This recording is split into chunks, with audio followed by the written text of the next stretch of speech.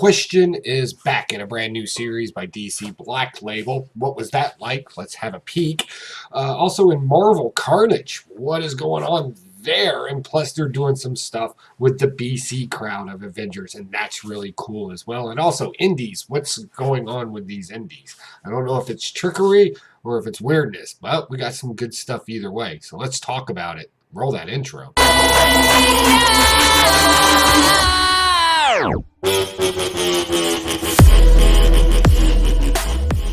Hey, what's going on, you wonderful weirdos? I'm Pocan Joe, and as always, you're pretty cool for swinging by. I love having you here. This is my haul for my books Wednesday. It's Saturday. The weather's really bad here in Virginia. It's like rainy and cold. Well, what we consider cold in the South. It's like 50 degrees outside, so I got a coat on. That's chilly to me. But that's not why you're here for Weather Report. You're actually here to check out these comic books that we got this week. So let's kick it off with our indies this week. The first one is Something is Killing the Children. This has just been nonstop good. I'm enjoying this read. I feel bad when it's over. I'm like, oh, I want so much more. And that's what a weekly or a non-trade paperback should do. It should keep us wanting more. And this one does a very good job of it. Mostly in this one, though, is just that in-between issue that you generally get in an arc. This is her in a police station explaining but not explaining to the police officers kind of sort of maybe what's going on, but being vague as possible is about as much as that description, to be honest. And also we find out that the stuffed animal, there is something supernatural or spiritual about it, and she's obviously connected to some clandestine group out there that can call the police station and is like, hey, you need to let her go. Yeah. So all in all, I'm really liking this. I wish there was a little bit more in this issue, but I get it. In between issues, that's what's got to happen. Next, Max 2. I should like this. It's basically just poking fun at politicians and then killing them in the most egregious ways possible, like stuffing yourself with C4 and blowing everybody up. That happened in here. However, I've decided I really don't like this artwork in here, and I'm just really not into political stories. It's not my thing. So I'm probably going to end up dropping this, although I do like that cover right there. I wish the artwork was more like that. That would have been cool. But so all in all, I mean, if you keep reading it, let me know down below. Definitely. Moving on. Once and Future. Oh, are you reading Once and Future? This is so good. In this, we got Gilead. Gilead obviously needs the Grail, so that means introduction to the Fisher King. If you're up on your lore of King Arthur, that should kind of mean something. They're kind of in and out of that whole storyline there of King Arthur, so that's really cool. We got some action coming up. We got knights that are deadly.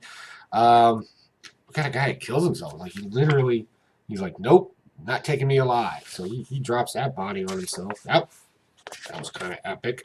So what do they do next, and how do we continue on? We're going to get that in the next issue, and you're damn sure I'm going to be picking that one up right there. Next one. This one was weird. So I'm sure you've seen this cover. It's been everywhere. I know Comic Tom 101. This is the one per store hidden gem variant for Heartbeat. A lot of hype for this book. It's not because of the story. Like, this was bad. It's like golf girl that doesn't want to go to prep school because she's too goth, and all the kids make fun of her because she's the poor kid. She's got to fill out scholarship paperwork, and yada yada yada yada yada yada yada yada. There was nothing really that interesting in this story. I'm sorry. Not enough for me to pick up another issue, that's for sure. What did you think about that book? Comment down below, or any of these indies that I read. Definitely let me know below. Moving on. We'll move on to our DC books this week. DC had some pretty good stuff. So yeah, right up off the bat, I got myself Metal Men, and we find out more about the nth metal, and it starts mimicking our good doctor. Why? We're not really sure. What's really cool about this is how unempathetic that the doctor is towards the Metal Men. Like, gold dies in this, and so does titanium. It's a comic book review, so yeah, spoilers. So, right, those bodies get dropped in here, and he can fix them easily. But he's more interested in this living metal right here and what that actually means. And he tries to rekindle a romance in it, but we all know how that's going to turn out. It's just ugly. Also, in the pit where the nth metal was, a monster comes out. It's kind of like a stingray that shoots lasers out of its eyes. Yeah, that happened. All right, let's see. We got monsters now. We got a overarching story, and now we got a sub story with it.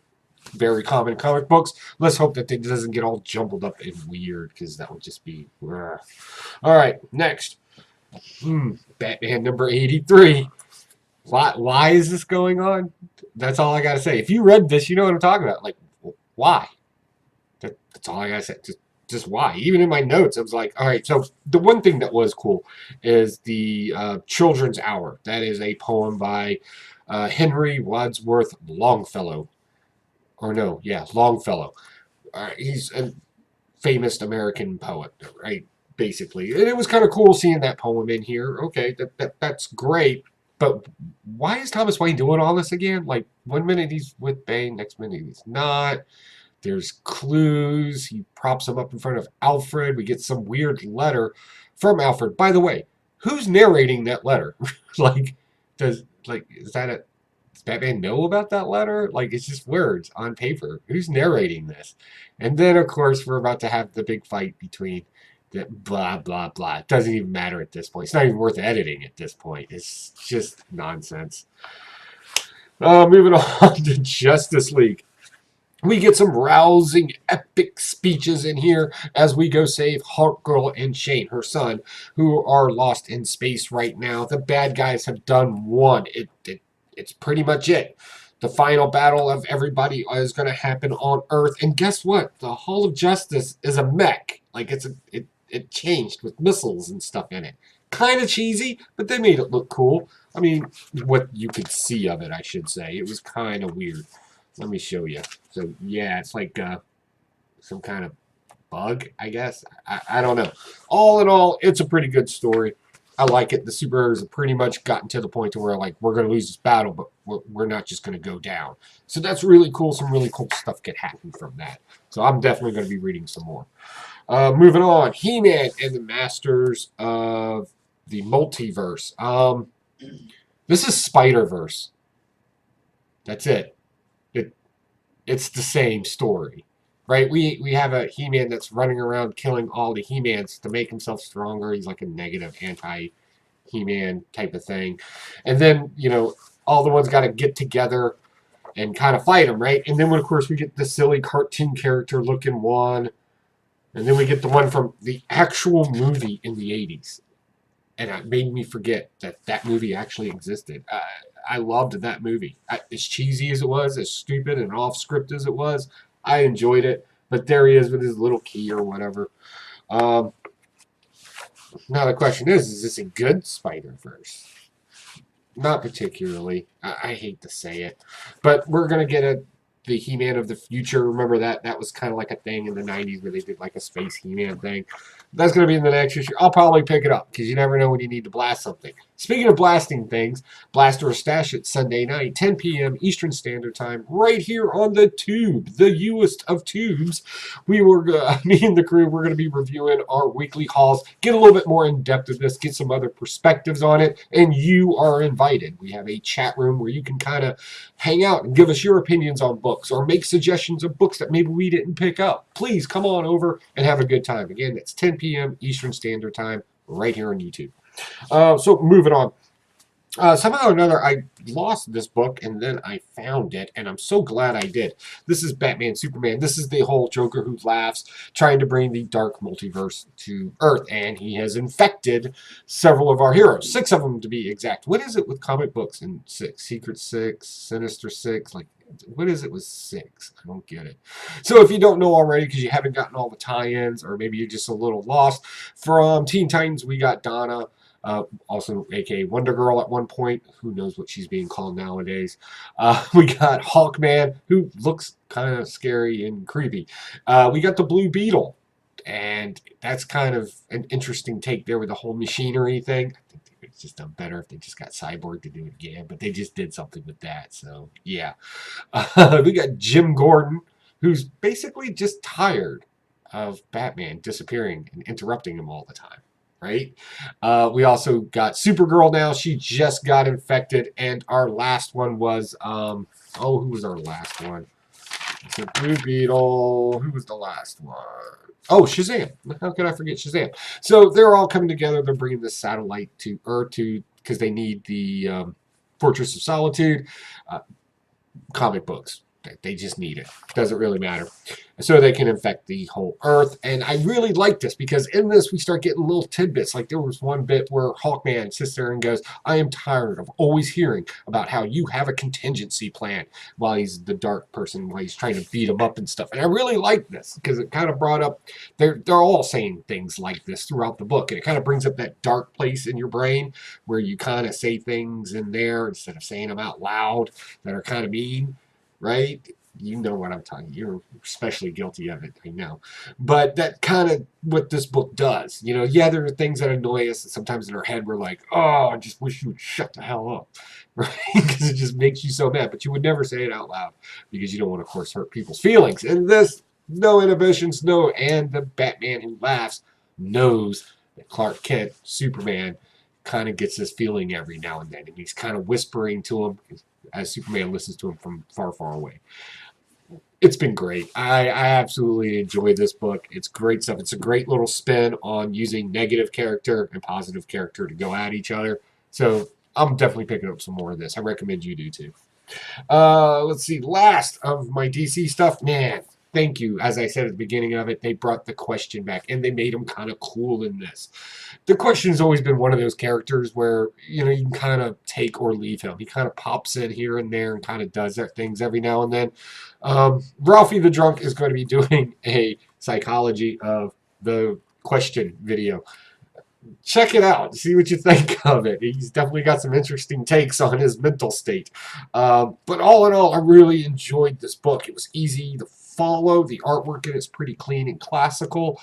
We kind of get a quick, oh, this is why I have this mask, and we don't get too much into the backstory of it. And it's just great stuff. And I really love his breakdown of time, figuring things out. It's definitely interesting stuff. I would definitely check it out. And of course, we may end up with a cowboy mask. I don't know how that's going to work, but hopefully it turns into something good. I don't know. We'll see. Last but not least, we're going to talk about some Marvel comic books now. Marvel. I know that 2099 stuff and Annihilation. Is it Annihilation? I know all that came out. I just didn't get all of it. There was just too much out there right now.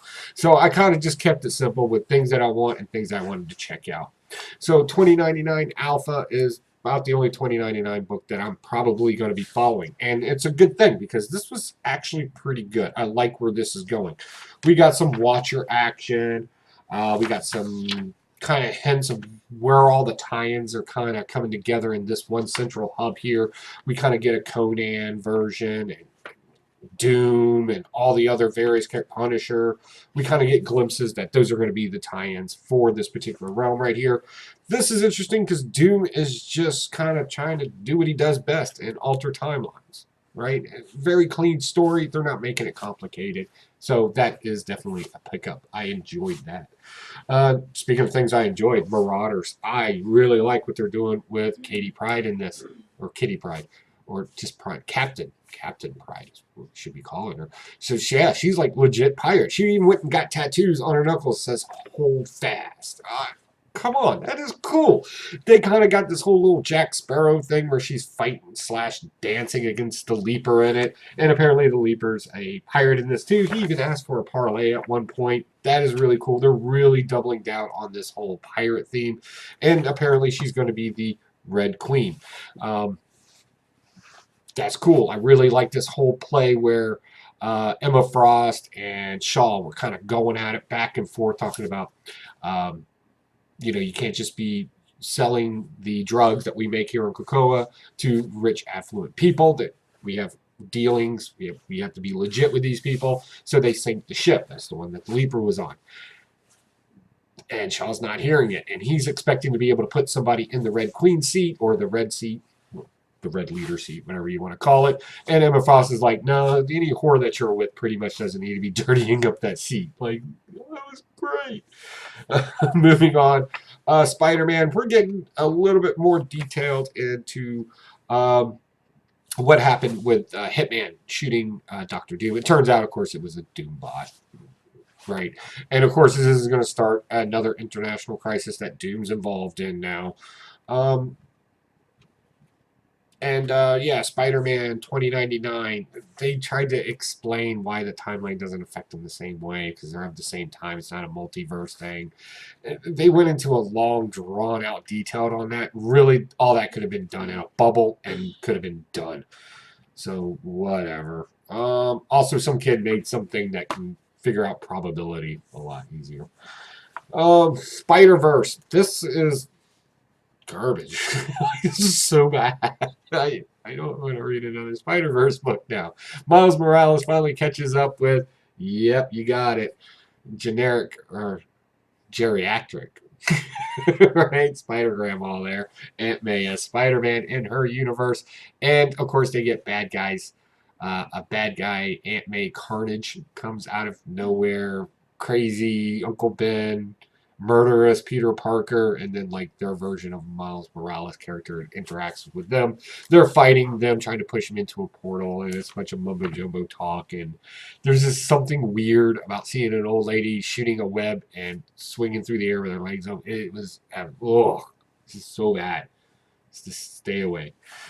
Moving on, Avengers number 26. This is cool because we're getting more story now. Starband is now part of this kind of Avengers BC, I guess is what we're going to be calling it. Um, that has been great. So we got in the picture here, we see, what do we see? We see a Phoenix. We see Odin's a part of this team apparently. Black Panther, Iron Fist, and Ghost Rider. You may remember some of those from earlier in the year. Um, yeah, and it looks like an Adam Warlock. I'm not sure. I haven't gotten all the tie-ins for this, but you know, with Starband now part of the team there, that should be interesting. Starband and his lover apparently were in like this Garden of Eden type of thing. Constantly get attacked by these underground monsters. Um, he kills them all, and now he's part of this team type of thing. I thought the beginning of the story was a little weird. I thought maybe somebody was doing a little tongue-in-cheek to the whole, you know, it was Adam and Eve, not Adam and Steve saying, because, you know, it's obviously a homosexual couple there living together. One's muscular, one's skinny. They're fighting together, blah, blah, blah, and they're in paradise constantly. I thought maybe somebody was doing a little tongue-in-cheek with that. I don't know. What do you think? Comment down below. Regardless, that part was over, and then we got into the story, and it turned out to be a pretty good story. I'm very excited about Avengers BC and where that takes us. That should be interesting. Next, Deadpool. Number 1, coming back out, King of Monsters. Oh my God, the art in this is so hard to follow. It's just, it hurts the eyes. It's so bad. Of course, I went with the Mary Jane cover, but Mary Jane's not in it. And this is just bad. Although, if they clean up the art in the next couple of issues, I'll probably read some more of this. The reason being is because we got Kraven. And Kraven on an island of monsters, free to kill whoever he wants. That should be interesting. Plus, I don't really remember too much of Deadpool and Kraven ever going at it in comic book lore. So, I don't know, maybe we'll get some cool stuff out of it. If I can suffer through the art, probably. But it's definitely on the bottom tier of definite have to pickups. One of my favorite story arcs finally closes. It was a sad day for me, and that's Punisher Kill Crew. Man, you want to talk about just justice. Of course, Froggy wasn't just going to run away like everybody thought. No, he takes the goat, the van with a winged horse on it that belongs to Black Knight, and they take an asteroid and headbutt it into the giant, killing him. Or freeing everybody. Juggernaut breaks free. Even Froggy wields the sword to break him from the magical ice. It sounds so ridiculous when you talk about this book, but it is so good. Oh, it was just so good. At the end, we get this great moment of where Punisher just starts hacking and slashing the ice giant that he was there to kill. We kill some thugs. We crash land back on Earth. Froggy sets the kids up with trust and all that. I love, dude, every guy crew picture needs to look like that from here on out. Just standing around ahead. Definitely cool dude picture. So the kids got everything saved. And, of course, the man that kind of started this whole thing, the guy in the wheelchair, well, apparently Punisher sees something in him that he can relate to, and I thought this was a very powerful way to end this book. It kind of went on to these nonsensical, whimsical row of killing monsters, and then you always got these very surreal moments in it, and the ending of this ended very surreally. Um, Severely? Surreal? Surreal. That's what we meant to say. Anyway, he's sitting there, and Punisher, of course, follows him. He's in his wheelchair, and he's trying to suffocate himself and kill himself. And, yeah, that was kind of rough. And he's crying, and, you know, Punisher being Punisher is like, it never goes away. It's like, you just got to step up. Like, this is what to do. There's kids, you know, you can keep an eye on them. Be a hero to them. But killing yourself, isn't it? And then they gave a nice little, if you're having issues or thoughts of suicide, call the number below. So that was really cool. Very powerful stuff. Well, let's see here. Strike Force is pretty good. We kind of sort of ended this arc here. Again, another Doombot. Because words. Wicca animated it to trick the shapeshifters. I want to like this story. It seems like my kind of story. But will somebody please tell me why Spider-Woman's in it? Like, why is she... She plays no relevant part whatsoever. You got one too many characters just crammed in here. Honestly, you could have had a great story without Spider-Woman in it. Everything she does do, it just seems kind of out of place and weird. Like, she doesn't belong there. And I guess that could be said for most of the characters and their interactions of each other. I thought this would turn out to be a much better story. But it just kind of really just kind of drug on. And now I'm done with it. I think I'm going to drop it. Immortal Hulk. Okay, so what happens when you're a gamma monster and you want to go full social justice warrior? You attack a tech company that has servers because they're stealing all your information. This thing has gone weird, right? Oh my god. I do like the fact that Matador's in it, and I like the idea of him running the company. He's kind of ruthless about the whole thing, you know, thinking outside the box, stop worrying about taking risk, and so on and so forth. So they didn't square off in this one just yet. So we know that battle's coming soon, so that should be pretty good. But again, the messaging's kind of weird in it. All right, Absolute Carnage finally ends. Of course, I had to get this variant with their various bad guys on it. So what happened in here? Well, Carnage loses. In case you were wondering if he won, it's almost like you never read a comic book at that point. But ultimately, Carnage has destroyed, but Null is awake, and it seems like he's going to be coming to Earth. He's en route. He's awake and moving, and Dylan actually has some superpowers. He kind of made somebody blow up. So yeah, we see something with Dylan. We just don't know what it is yet. Would you tell us already? Just stop lingering with that. So there we are, off of one arc and on to another. So what did you think about the comic book haul this week? Comment down below. Any suggestions that I might need to pick up next week? Let me know. Comment down below. Also, don't forget, Blaster Stash It right here on YouTube, 10 p.m. Eastern Standard Time. Join us, chat with us, talk it up. That's what we are here for. Happy to discuss comic books with you. Other than that, I don't have anything else. I need to get something to eat. My wife's been coughing, and that means I'm probably going to get sick. So I'll see y'all next week, unless I die of the flu. Bye.